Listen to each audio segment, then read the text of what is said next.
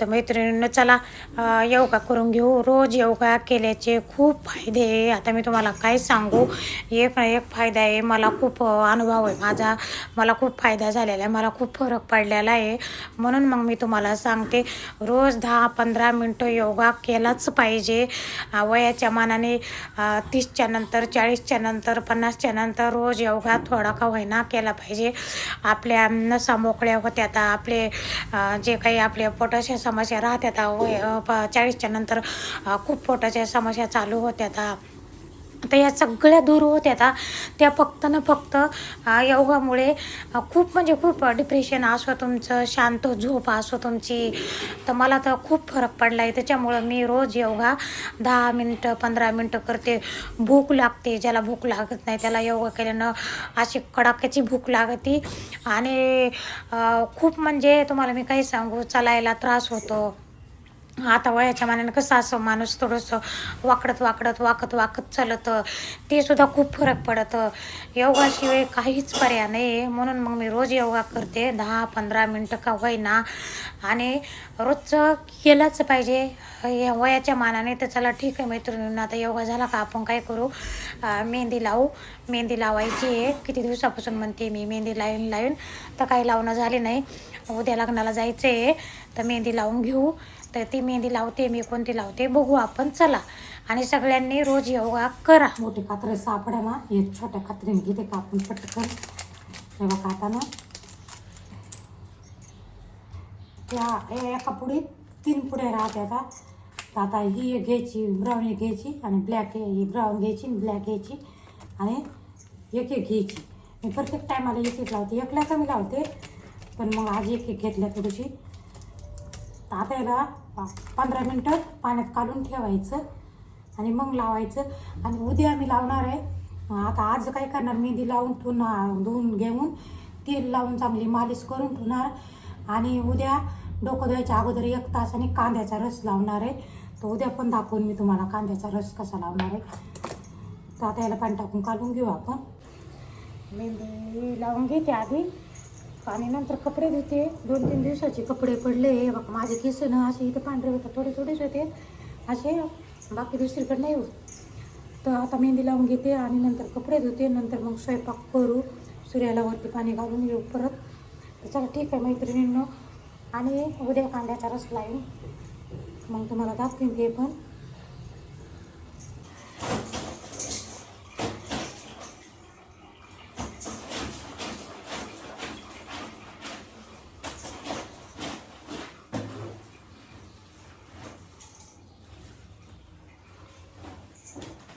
घरी पण यायचं म्हटलं का बाहेर कसा पाहुणे येणार आहे घरी. आपण आवडून जेवण आहे फटाफट. आता हे सगळं तिकडे नेऊन टाकायचं बेडरूमवर.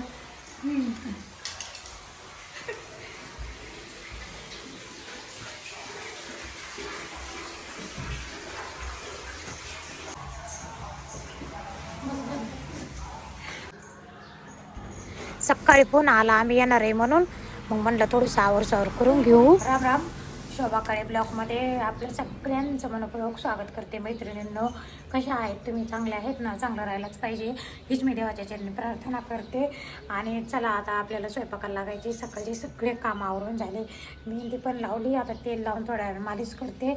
पण आपल्या घरी पाहुणे येणार आहे ना, मग आता स्वयंपाक वगैरे काय करते बघते.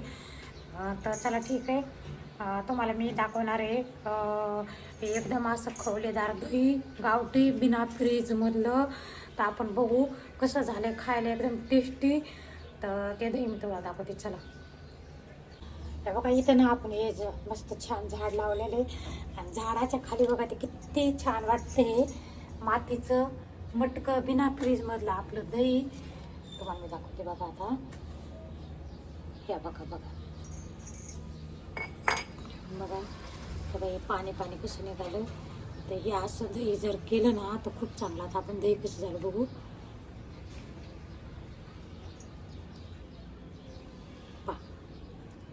असं खवल्याचं दही ना, आणि खूप चांगलं चवदार खमंग खायला बघा. हे बघा बिना फ्रीजमधलं दही ना, अशी गार ढण लागायला खालून. मातीचं माठ आहे ना, भांडं आहे ना, इतकं गार लागायला तुम्हाला मी काय सांगू. तुम्हाला मी असं दही करून बघा एकदा खा. खूप मस्त कवल्याचं दही बघा. आता हे बघा एकदम पौष्टिक निरोगी. आणि आता मी खाऊन पण दाखवते तुम्हाला जराशी.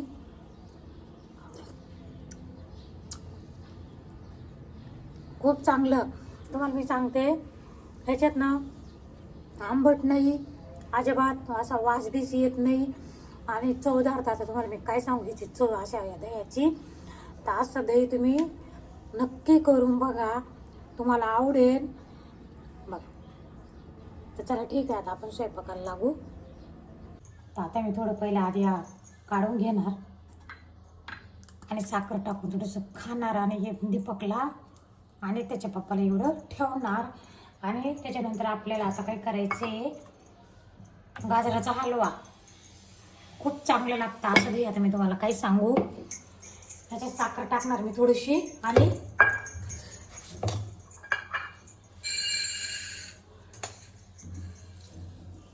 चला ठीक आहे.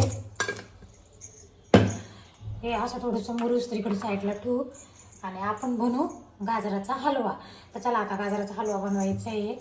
तर चिलून चालून घेऊ, पूर्ण तयारी करून घेऊ आणि नंतर बघू. गाजरं चिलून घेतले, आता ना आपण किसून घेऊ. असं हलवा खायला वेळ लागतो खरा, पण मग आता काय करणार आहे, नाही जर केलं तर करून होतील तसे. आणि मैत्रिणींनो आता आपल्याला काजू बदाम थोडंसं इलायची हे कुटून टाकायचं, थोडंसं जायफळ असं आपलं खाल्ल्या जात नाही शरीराला. तर चला ठीक आहे, खिसून घेऊ सगळे. आधी ना भाजी टाकून देते मेथीची आणि नंतर खिसते, कारण खूप उशीर झाला आहे, 12:30 वाजले. तर आमचे बाबा येतील जेवायला. तर चला ठीक आहे, आधी भाजी करू आणि इकडे भाजी शिजूस तर मग आपण गाजर खिसून घेऊ. तर भाजी टाकून घेऊ आपण. तेल गरम झालं, आता जिरे टाकले. आता मेथीची भाजी मुगाची डाळ टाकून करते. आता याच्यात आपण आधीच धुवून घेतली होती मेथीची भाजी मुगाची डाळ. आता आपण याच्यात टाकून देऊ.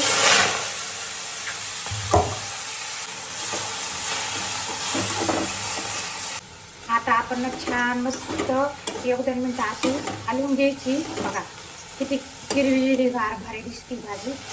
आता आपल्याला याच्यात टाकायचे मिरची पावडर टाकायची. आज हिरवी मिरची कुटायला वेळ नाही, कामच तेवढे होते आज खूप. लाल मिरची पावडर,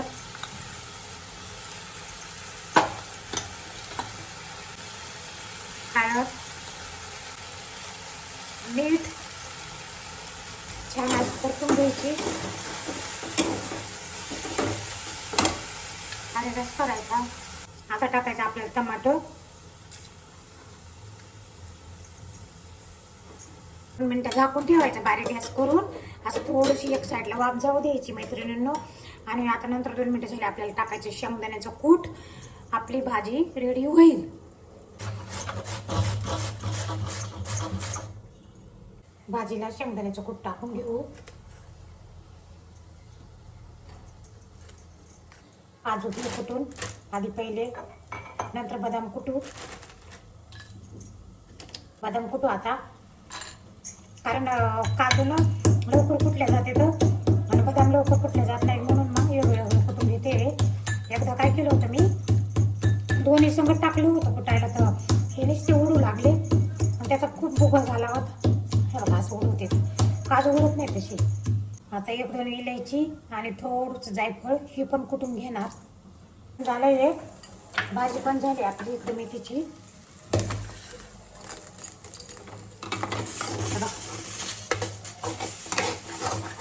अशी भाजी दीपकला खूप आवडते. ते मला म्हणे आता वरण कर. आता कधी करू वरण, वेळ झाला. त्याच्याबरोबर त्याला वरण आणि भात अशी लागते. तर अशी भाजी करायची मेथीची, खूप भारी लागते बघा. कुठं न्यायला आपण बाहेर चाललो आणि कधी नव्हत कधी कधी केली ना अशी चांगली लागते. झाली रेडी भाजी. आता आपण चला गाजराचा हलवा बनवू.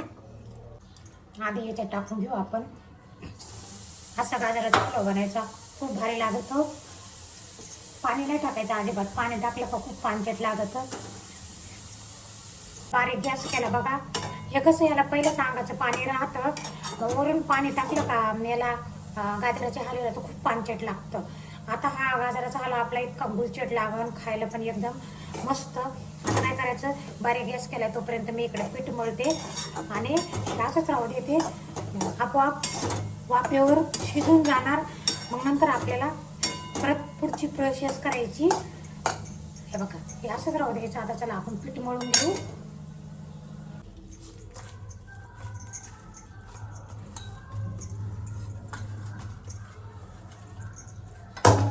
मीठ टाकून घेऊ.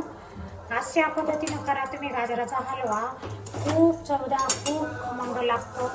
तुम्हाला मी काय सांगू. बघा, बिना पाण्याचं, बिना दुधाचा आपलं गाजर शिजून गेलं. आता आपल्याला तूप, काजू, बदाम टाकायचे. ते कसे टाकायचे चला बघू आपण. आपल्याला तूप टाकायचे, तर त्याच्यात आपण तूप टाकून घेऊ. मैत्रिणींनो, लोखंडाच्या आकडे इथंच घेत राहते मी, पण काय होतं काळं पडेल ना, म्हणून मग त्याच्यात आधी शिजून घेतला. त्याच्यात आपण काय करू, गरम झालं का, आता हे तूप गरम झालं. तुपात आपण हे काजू, बदाम, इलायची आणि जायफळ कुटून घेतलं त्याच्यात सोडायचं आपल्या ह्याच्यात आणि त्याच्यात टाकून द्यायचं. असा हलवा करा गाजराचा. तुम्हाला काय सांगू मी,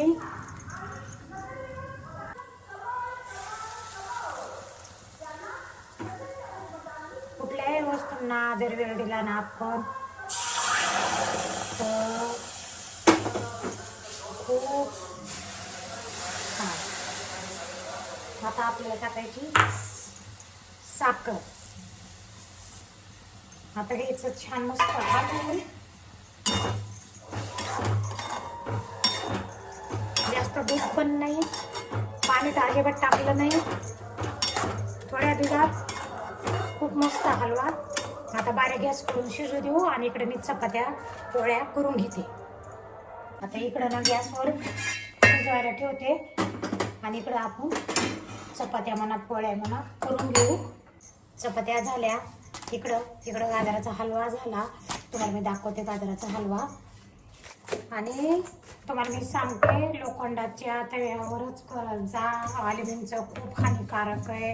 आता मी तुम्हाला काय सांगू, खूपच म्हणजे खूप अल्युमिनियमच्या कुठल्याही भांड्यामध्ये फोडणी द्यायची किंवा काही बी खूप हानिकारक आहे मैत्रिणींनो. तर लोखंडाचा तवा वापरा. लोखंडाच्या कढईमध्ये भाज्या, नाही तर मग फोडणी देऊन घ्या लोखंडाच्या कढईमध्ये, किंवा ते दुसरं भांडं राहतं. मी आता हे टाकलं त्याच्यामध्ये हलवा टाकला, त्या भांड्यात फोडणी देऊन घ्यायची. तर चला ठीक आहे, आता तुम्हाला मी हलवा दाखवते. तर बघा गाजराचा हलवा कसा झाला, मस्त छान, खूप वास येते, सुगंध. तर आपण याच्यात आता काढून घेऊ आणि बघू. पाहुणे येणार आहे, पाहुणे आल्यावर शिव पण येणार आहे. तर कुठपर्यंत आले काय फोन करून विचारते. तर चला ठीक आहे मैत्रिणींना, आज सकाळपासून माझी कामं ही होती अशी. 2-3 दिवस गाजराचा हलवा टिकणारा.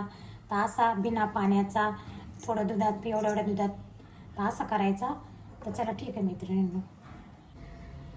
आता ना काय करणार आहे, मी तेल लावून धुणार आहे खोबऱ्याचं आणि उद्या डोकं धुणार आहे. तर कधी पण दिवसभर तेल लावून ठेवायचे. केस पण वाढते तर लवकर टकलं पडत नाही आणि मुरल्या पण जातात आपले केस, लांब लांब होते. तर चला ठीक आहे, आता आपण मी कोमट करून घेतलं तेल लावून घेऊ, मालिश करून छान.